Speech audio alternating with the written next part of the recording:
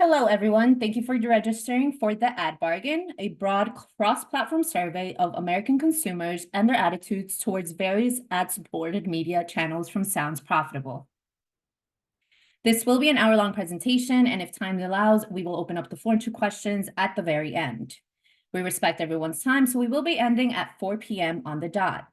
The deck and video of the presentation will be available for download at soundsprofitable.com at the conclusion of the webinar. I'm now handing it over to Tom Webster, partner at Sounds Profitable, who is very excited to be here with you all to unveil this important study.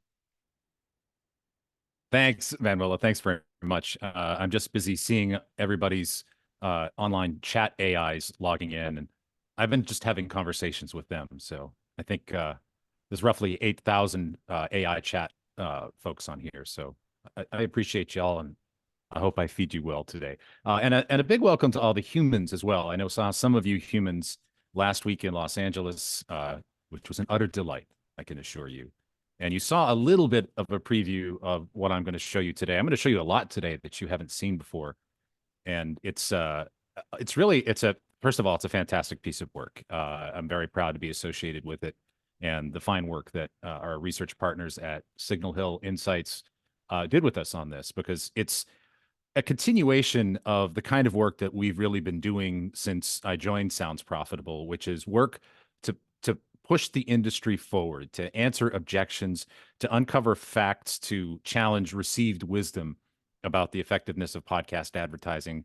And I spend a lot of time on that not because I'm so focused on ads and money and business, but because it's the key to an economy, right? It is the keystone to an entire economy, regardless of how you support your podcasts. So we're here doing our best to try to create the facts that don't exist yet about advertising effectiveness, and the power of podcasting. And as I mentioned, it's work that we started really a couple of years ago. One of the first studies that I did when I joined Sounds Profitable was called After These Messages, and that looked at the effectiveness of post-read versus announcer-read ads.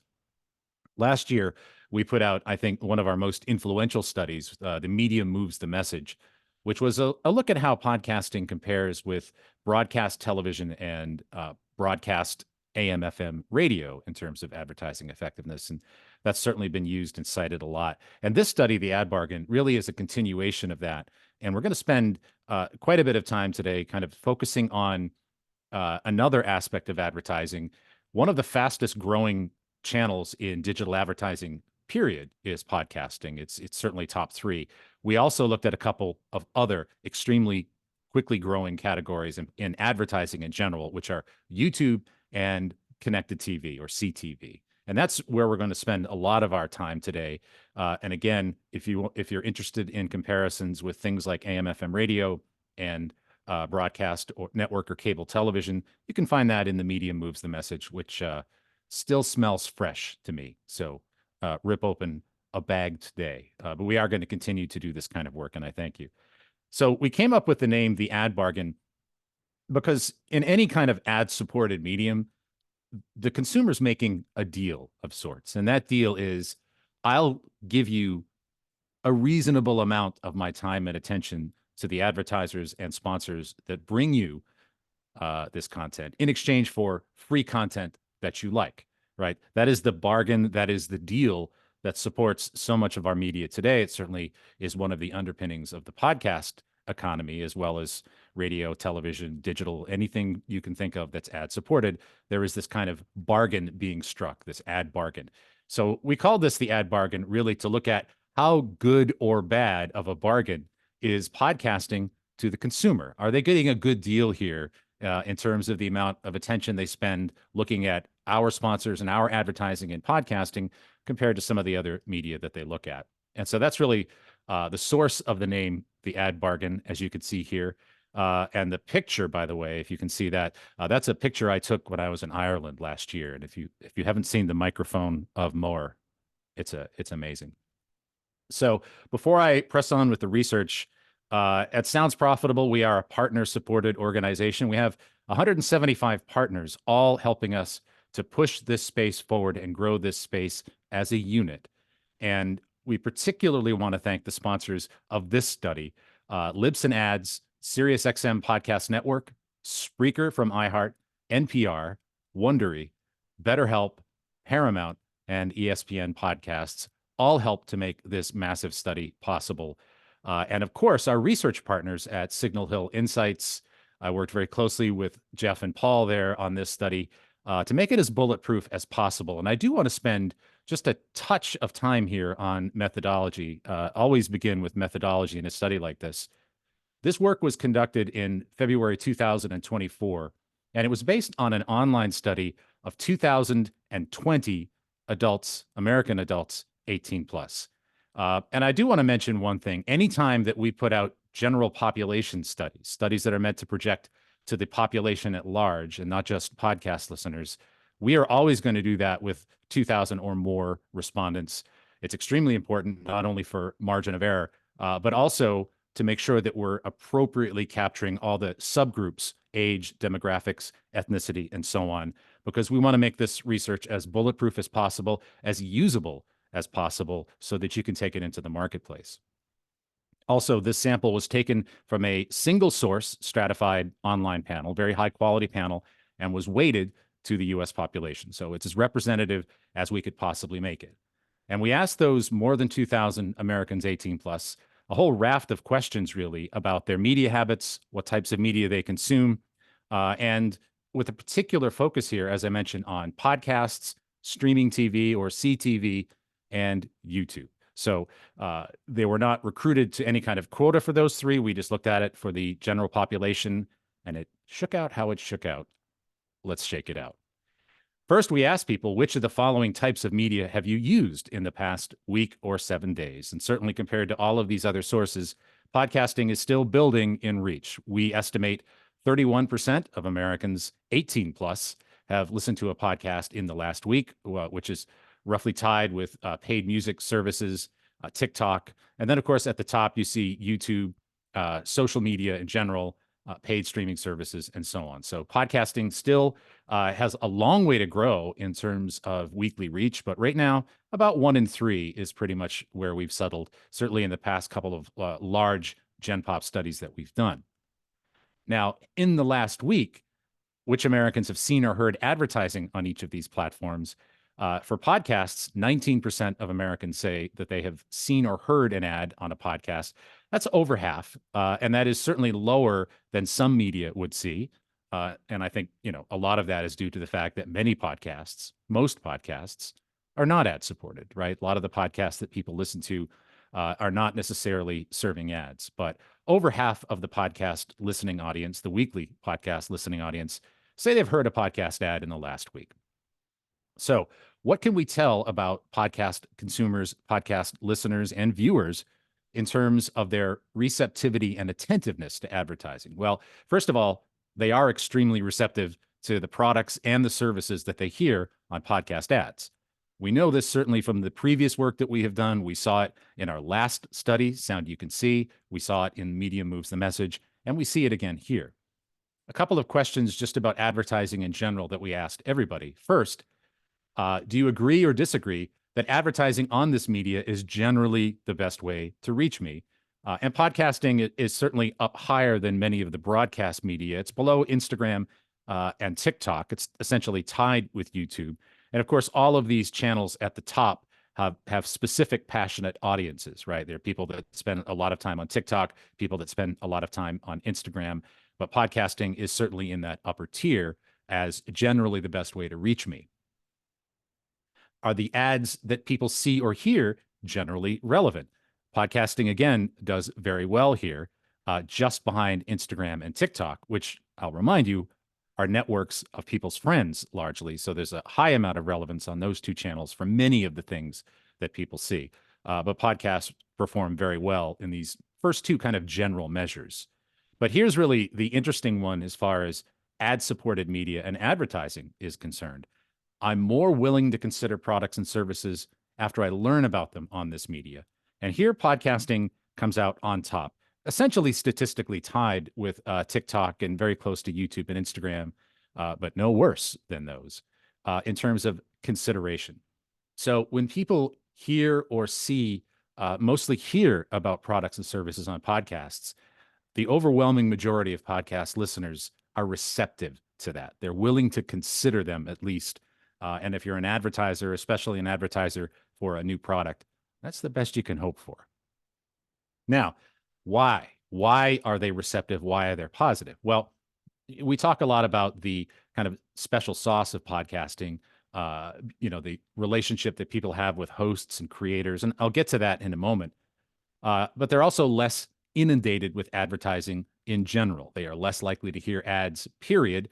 And we showed some of that back in the Media Moves the Message, that the podcast listener are the most likely media consumer to subscribe to multiple ad-free premium services or avoid ads where they can.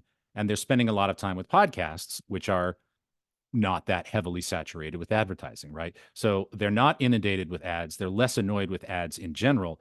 But there are also some things about the execution, I think, of podcast ads that make them particularly compelling before we even get to that. So first, we asked in the last week, I showed you this before, have you seen or heard an ad in any of these platforms? And I want to point out something here about the podcast listener. And that's the podcast listener here are all of the orange bars. And here I've circled listening to ads on podcasts, right? So again, more than half say they have heard an ad in the last week on podcasts.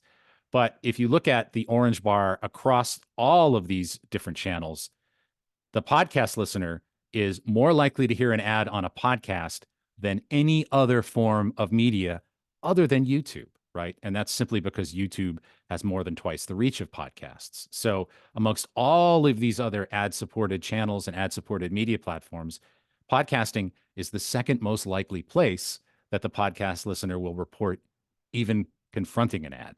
So that's a part of it. They're less inundated with advertising. But more than that, they pay attention to them.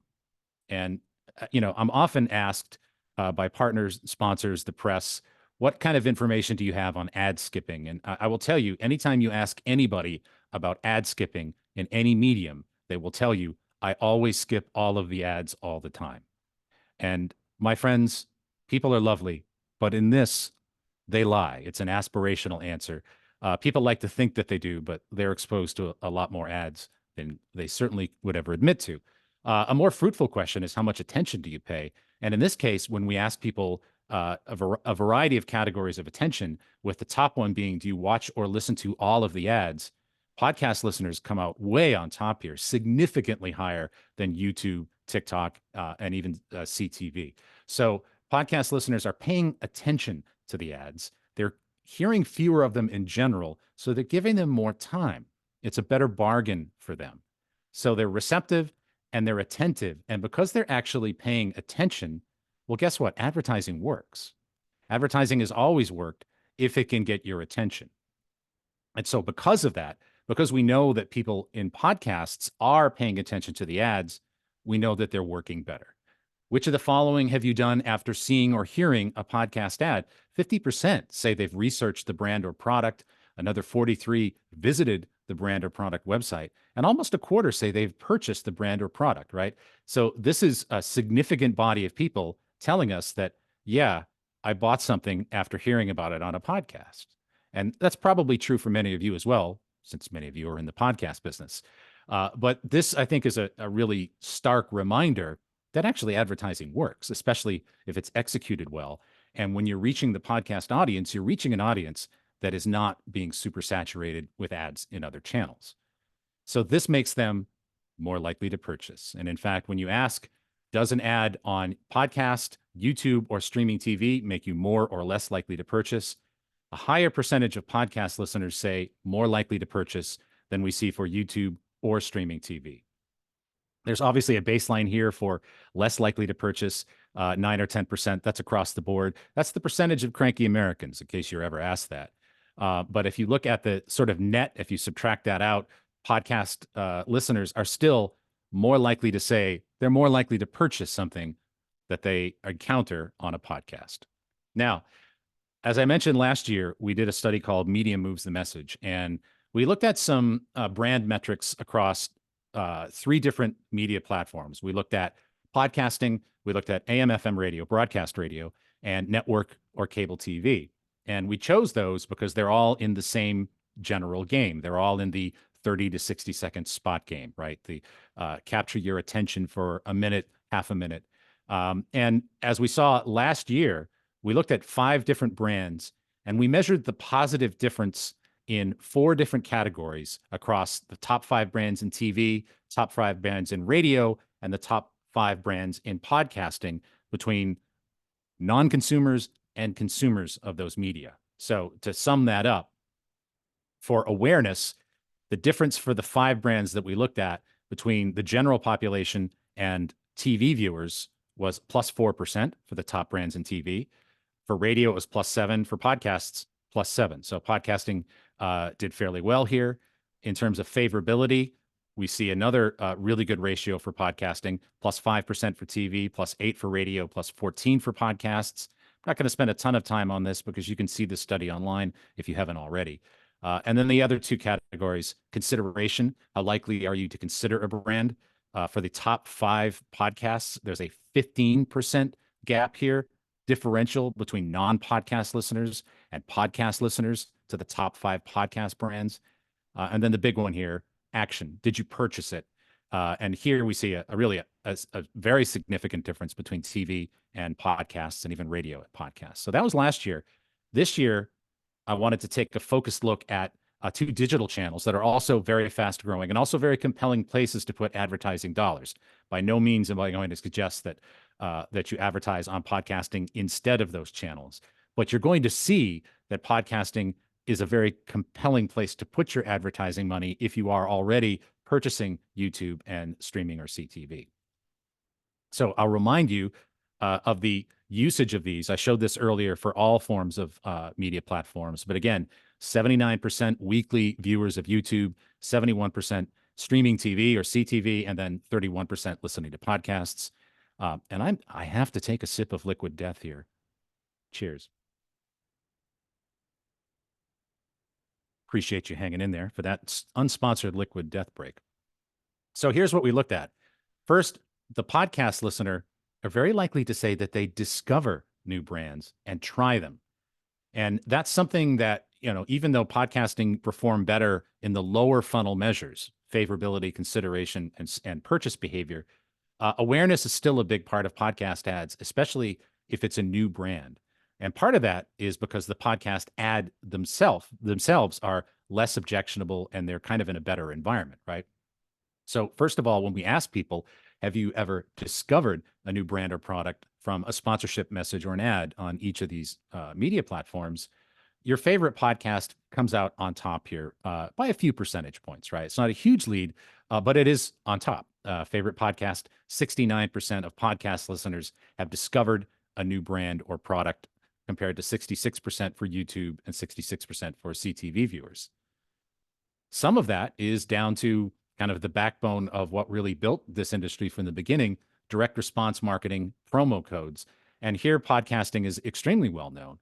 65% say that the sponsorship messages on your favorite podcast provide compelling discounts, offer codes. I'm sure many people on this webinar have purchased something using such a code. And that's higher than what we see for YouTube and for CTV. And also just sort of mechanically, again, the environment of the ad and the less saturated aspect of the ad, as well as the fact that the ads don't randomly interrupt our podcasts.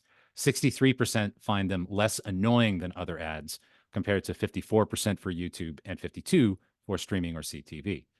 And we threw this in as well just to get a read on American consumer, sense about privacy here.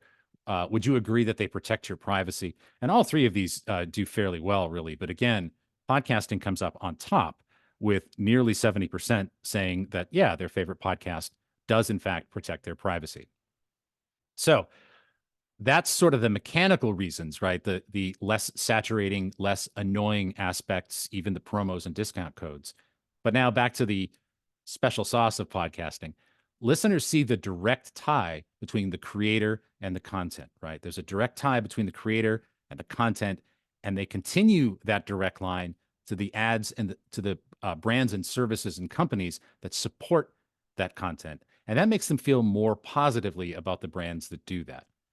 Some evidence of that. Do the ads you see or hear on the following help the creators continue to make new content.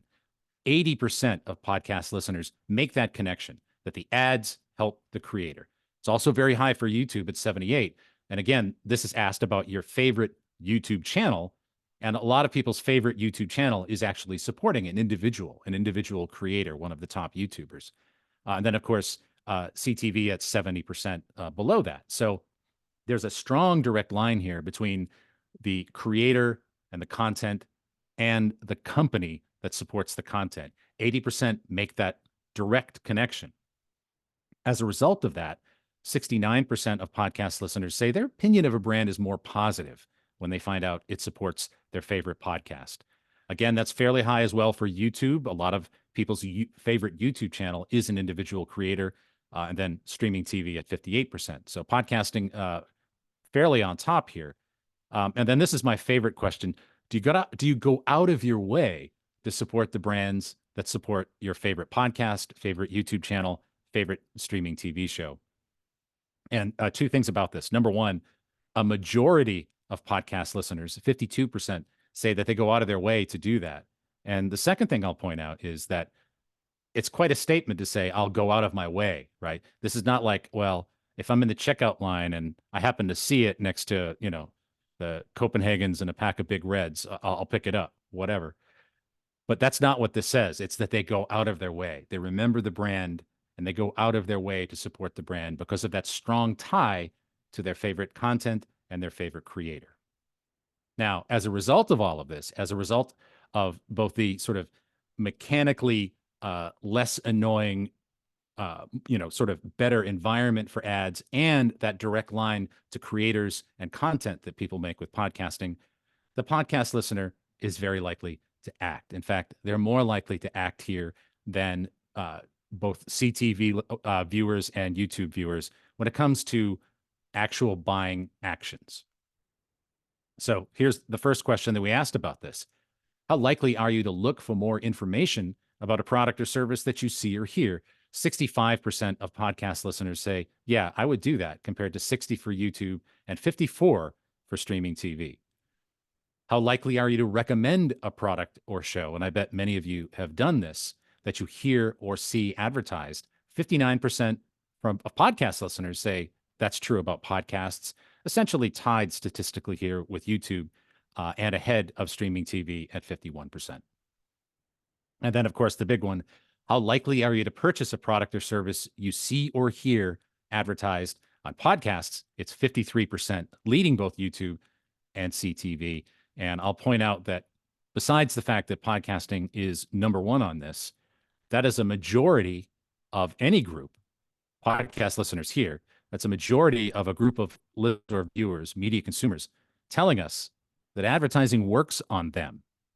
And when you think about the amount of time, certainly the podcast audience and the amount of money they spend purchasing premium content, either consciously or unconsciously avoiding advertising, the fact that a majority of them are willing to say, actually, ads worked on me, that's a pretty remarkable stat indeed. When you average all of that together, at all of the advertising related actions, learning more information, recommending, going through the website, etc., nearly 80% of podcast listeners say that they have done at least one of those things after seeing or hearing an ad. And again, I think that's really down to both sort of mechanically the environment of podcasts, the audience of podcasts, and that strong connection that people draw between the creator and the content. And really, if you think about it, if you see a Doritos ad on TV while you're watching Young Sheldon, you know that if you buy those chips, you're not sending Young Sheldon to college or what. I don't watch the show, whatever, right? You're not making that direct tie. But on a podcast more strongly than any other medium that maybe you are sending that creator's kid to college, right? That you actually do make that tie. And so there is that kind of, I think, special bond. And that's really about how special the audience is. Now, I mentioned last time that we looked at Medium Moves the Message. We took a number of different advertisers. For this year, we looked at 5 brands. And again, I must have a sip of Liquid Death. Use promo code Sounds Profitable for more Liquid Death. If you're out there, Liquid Death, we'll take your money. So we looked at 5 different brands here. Four of them who are just massive cross-channel advertisers. You cannot escape ads from Amazon, Geico, Walmart, or State Farm, especially if you, like me, have been mass consuming the women's and men's NCAA basketball championships, where those four are heavy advertisers, right? So you trip over those ads in pretty much any channel, including podcasting. And we also took a look at HelloFresh, which is certainly a brand that's important to podcasting. They are a heavy advertiser in podcasting, not as heavy in other channels. Really, just to compare what we see with HelloFresh compared to these four, massive multi-channel advertisers with the general population.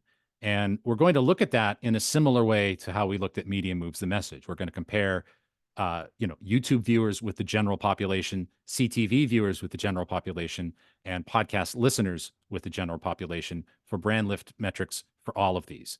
First thing I want to point out, though, is do you recall seeing or hearing advertising for any of these brands on each of these media sources? And what I want to point out here are let's call it the lavender bar. It's spring. And that lavender bar, which is heavy weekly users of podcasting, look how low those are for Amazon, Walmart, Geico, and State Farm, right? Those are podcast listeners. So what they're telling us is that they are not as inundated with ads from those four on podcasts as much as they are on streaming TV or YouTube. But look at HelloFresh, right? There's a very big difference there. And by the way, there's significant overlap between these categories, right? Podcast listeners also watch YouTube, also watch CTV. But when you cut the American public here just by podcast listeners, they're more than twice as likely to say that they have seen a HelloFresh ad compared to or heard a HelloFresh ad on a podcast compared to State Farm, Walmart, et cetera. So they're associating the brand with podcasting. And then the second thing I'll point out here, we asked people to think back to the first time you heard about each brand. How did you first hear about this brand? Now, the number one answer for all five of these brands, I don't remember. Why should they, right? I don't know. I don't remember. But there's a very strong association here with HelloFresh. If you are a podcast, and these are people all who said podcast ad. If you are a podcast listener and said that you heard about it on a podcast ad, HelloFresh is very, very high here, significantly higher than than the other four brands listed, because HelloFresh has been active in podcasting compared to other media, and it's noticed.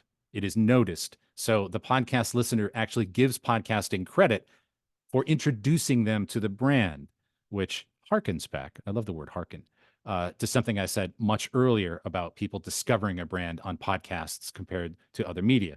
So again, even though the reach of podcasting is lower, that does not mean that a podcast buy does not have the potential to have a significant increase in awareness, especially if you're introducing a new brand. Now, I'm going to go through this next section a little bit quickly, only because it's all summed up at a chart on the end that I want to spend some time on, but I want to show my work because that's what we do here. So what you're going to see here, and we're going to start with Amazon with streaming TV viewers, is the difference in awareness of Amazon between the general population and people who watched CTV in the last week.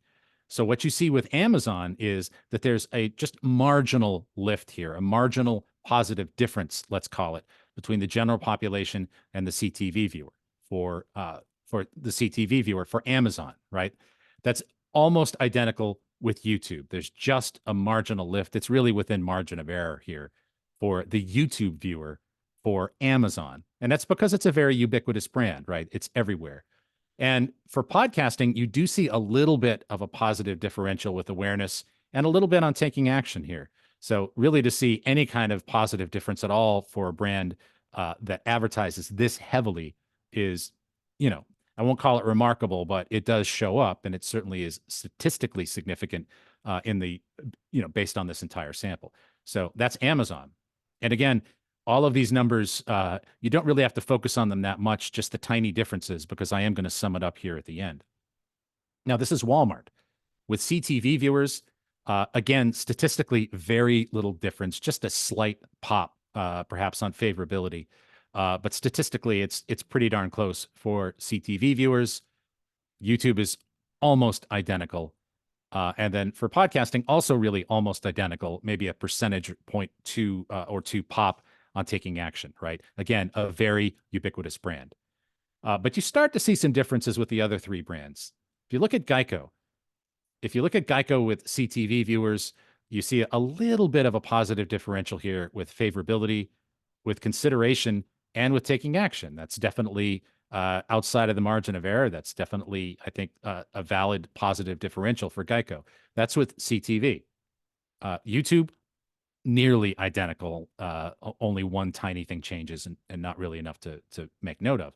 For the podcast listener, it does go up considerably. Look at Taking Action, 39% of the total sample, total Americans 18 plus, compared to 54% for podcast listeners, which is kind of remarkable given how much Geico advertises. But again, what's special here, it's not just the podcast, it's the audience. The audience are less saturated, less inundated with advertising, and more likely to tie the brand to the support of their favorite creators. So even with a brand this ubiquitous, they're making that kind of positive connection. State Farm, like a good neighbor, this webinar is also there for you and a great value for you Walmart fans. You see here for streaming TV, a little bit of a positive differential, especially for Taking Action. For YouTube, it's kind of flat across the board.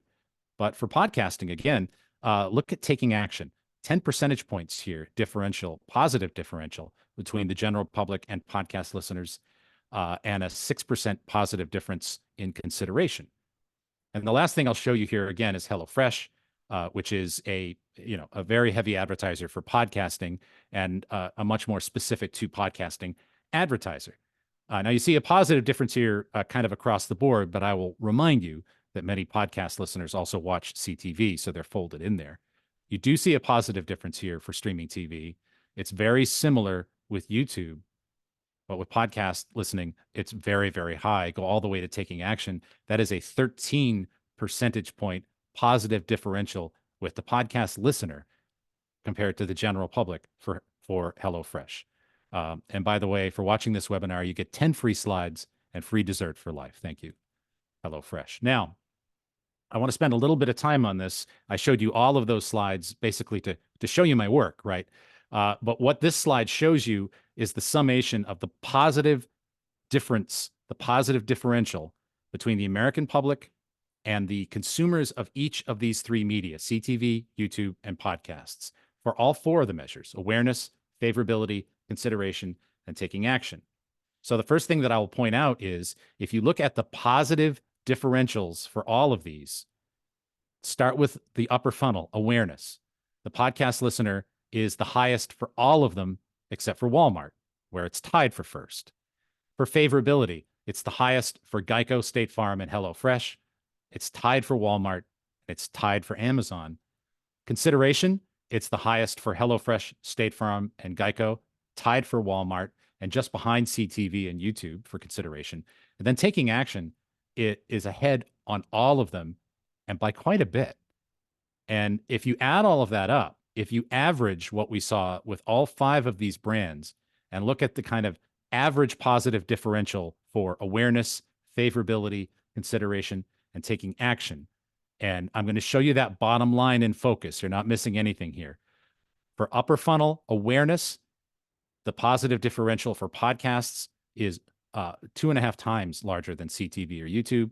For favorability, 4 times larger. For consideration, 5% versus 3 and 2 for CTV and YouTube.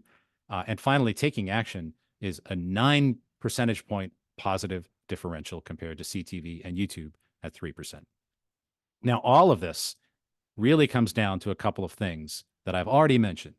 Certainly the environment of podcasting, the receptivity of the audience is a part of it. The special sauce that exists between the creator and the content and the listener and the brands. But ultimately, whatever the driver is, it kind of doesn't matter, because right now, buying and podcasting gets you in front of an audience that isn't sick of us yet. It gets you in front of an audience that is grateful. It gets you in front of an audience that is not encountering ads in other ways as much as other people. And they are they're grateful. They have gratitude for the sponsors for bringing them that content in a much stronger way than we see in a lot of other media.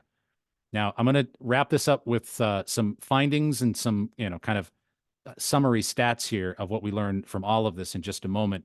I will tell you that this study, and as of today, actually 70 others, is available in the Sounds Profitable Research Database, which is a partner benefit. If you're interested in partnership with Sounds Profitable, I invite you to visit soundsprofitable.com/partners, and you can learn about how to access this. We're up to about 70 reports, 1,500 users of this. It's an incredible resource that we've made available for partners. I work on it every single week. In fact, I think I'm adding 6 studies to it on Friday. And that's something that we're delighted to offer our partners to make all of this easily searchable slide by slide. We tag every slide with metadata so you can find exactly what you need. And also, please thank Libsyn Ads, SiriusXM Podcast Network, Spreaker from iHeart, NPR, Wondery, BetterHelp, Paramount, and ESPN Podcasts for making this study possible. This study is being brought to you and given to you without registration, without any kind of paywall or registration gate. As soon as this webinar is over, it's going to be there for you to use and use all you want. If you find value in it, please share it. Share it online, use it, get it out there. Because if we don't get this data out there, then buyers won't see it, right? And we need buyers to see it. We need to start challenging assumptions. We need to start getting podcasting into those conversations so that it punches its weight in terms of advertising revenue. And when it punches its weight in terms of advertising revenue, that opens up investment, that opens up drawing more audience in, and that makes other ways to monetize podcasting even more possible, right? It grows an economy, it builds careers. And we very much thank the sponsors of this study for helping us do that. And of course, our research partners at Signal Hill Insights for just doing an impeccable job on this work with us. So to wrap it up, 71% of podcast listeners are willing to learn more about the brands that advertise on podcasts. That's higher than any other medium. Podcast listeners are more attentive to ads. And in fact, podcasting led the other media that we tested in the percentage who listen all the way through to the ads on podcasts. As a result, listeners to podcasts are more likely to take action. 65% said they're more likely to look for information about a brand. 59% would recommend a brand to others that they heard about on a podcast. And 53% would be likely to purchase a brand that they heard advertise on a podcast. These people admit that advertising works. For HelloFresh, as we saw, which is a very active podcast advertiser, the differential between the general population and podcast listeners was 9% for awareness, 10% for favorability, 9% for consideration, and 13% for purchase, the highest positive differentials across the board in the whole study. But podcast listeners also led in all 4 brand metrics for Geico and State Farm, 2 of the 4 for Amazon, and led or were tied for all 4 with Walmart. And that's as much about the audience as it is the advertising. That is really about the special nature of this audience, which is smaller than the YouTube audience, smaller than the CTV audience, but it's a segment of that audience that is very tuned in to what they do and do not want to listen to, and very supportive of what we're doing. And the average positive differentials here for across all 5 brands were led by weekly podcast listeners in every category. An average 5% positive differential in awareness, 4% in favorability, 5% in consideration, and 9% for purchase. You add all of that up, and again, just as we saw in last year's Media Moves the Message study, podcasting is an incredibly safe bet. So that is today's presentation. The full report will be available on our website very, very shortly if it's not there already. And our own Gavin Gaddis will be putting up the replay of this webinar if you haven't seen it yet. And I do want to take a quick pause here and just see if there's any quick questions that I can answer here. Let's see here. Does that slide really say that 60+% people think YouTube and streaming TV protects their privacy? Yeah.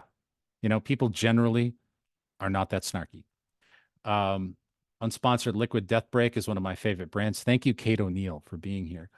Do most people understand what privacy protection actually is? No, I don't think so.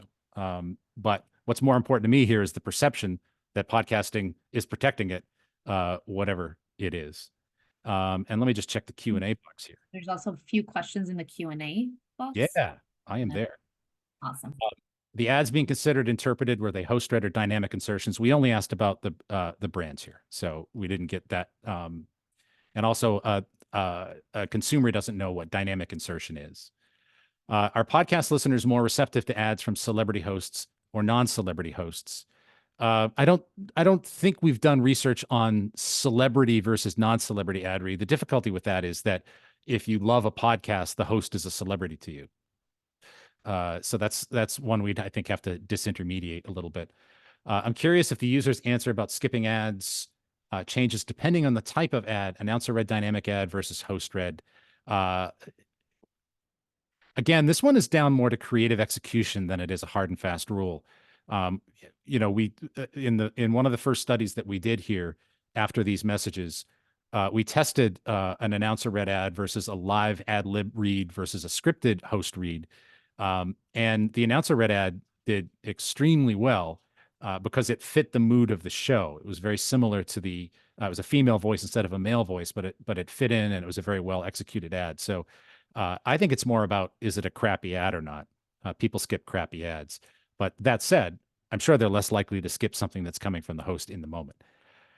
For this question about podcast audiences paying attention to ads, do we have a sense of how much of that is because of hands-free consumption?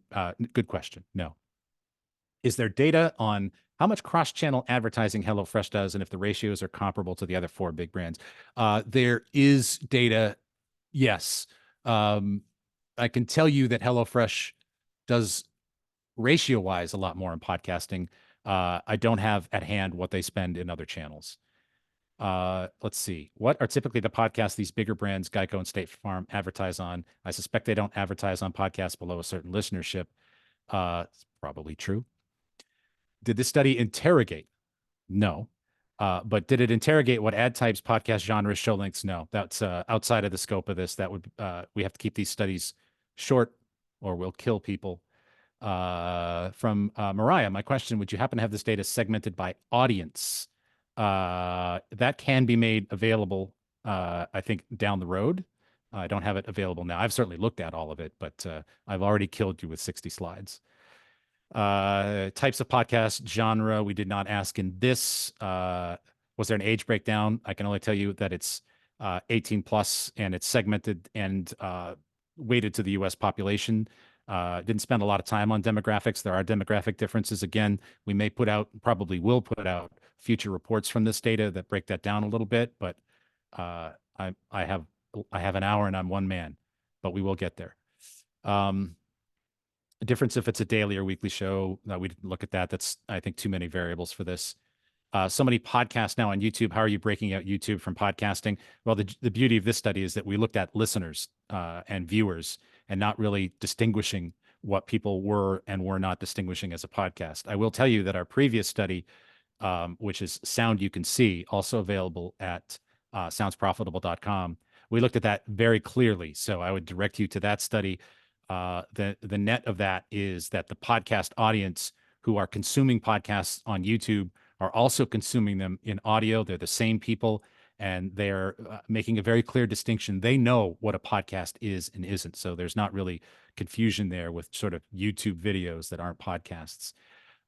Any research indicating a willingness to pay a fee in exchange for an ad-free experience? Out of the scope of this study, I'm afraid. All right, that is a whirlwind of Q&A.